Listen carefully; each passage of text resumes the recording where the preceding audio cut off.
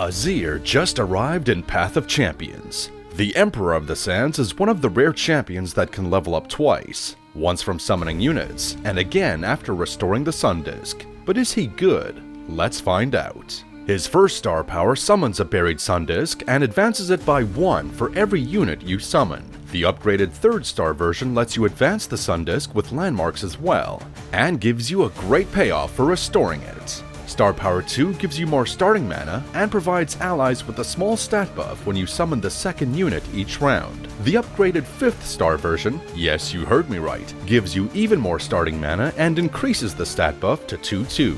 Star Power 4 summons a Rock Hopper at the start of each game, which immediately advances the Sun Disk by 2. Finally, Star Power 6 creates Renekton and Nasus in your deck, and shares Azir's items with every champion. This enables a crazy build we'll discuss in a bit. Azir's Relic builds should include Overwhelm for those big stats, from the Beast Within or Troll King's Crown. That way you're not being blocked out by enemy units. I also recommend Crown Guard Inheritance, which activates twice for Ascended champions like Azir. And if you've got Star Power 6, try out the Oath of the Guardians and Star Gem combo.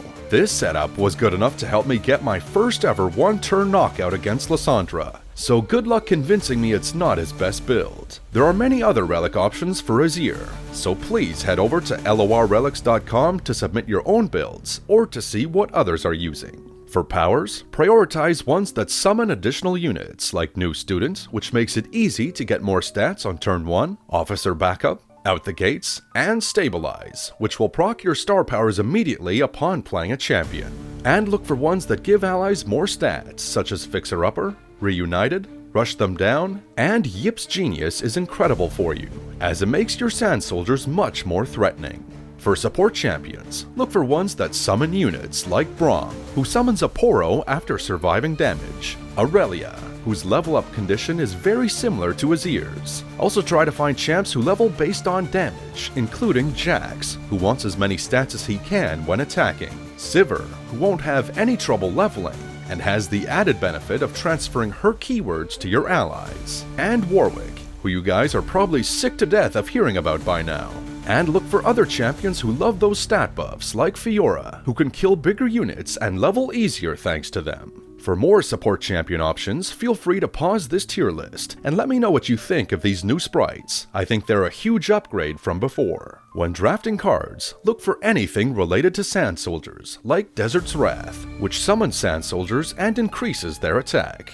Emperor's Dia summons an additional Sand Soldier when you attack, and Emperor's Divide. Try to find units that synergize with unit spam, including Ember Monk, Greenglade Duo, and Sparring Student, who you summon with a new student power. Check for cards in the Emperor's deck, such as Crumbling Sands, Emperor's Prosperity, Shimmering Mirage, and Sandstorm, which will absolutely ruin your opponent's day. Finally, look for these items attached to cards. Free Spirit creates more ephemeral units, and Summoning Beacon summons a random unit as well. Now let's get to it. Is Azir good?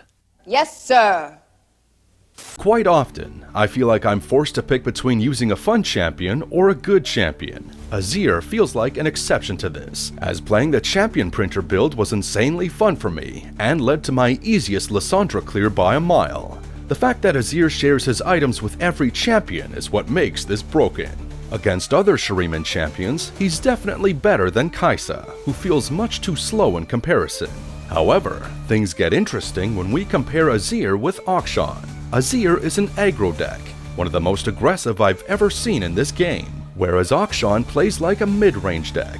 Ultimately, this one comes down to player preference. If you enjoy thinking and countering what the opponent is doing, go with Akshan. But if you want to quickly overwhelm the opponent with powerful champions, Azir does the trick. At the end of the day, you won't regret investing in either one.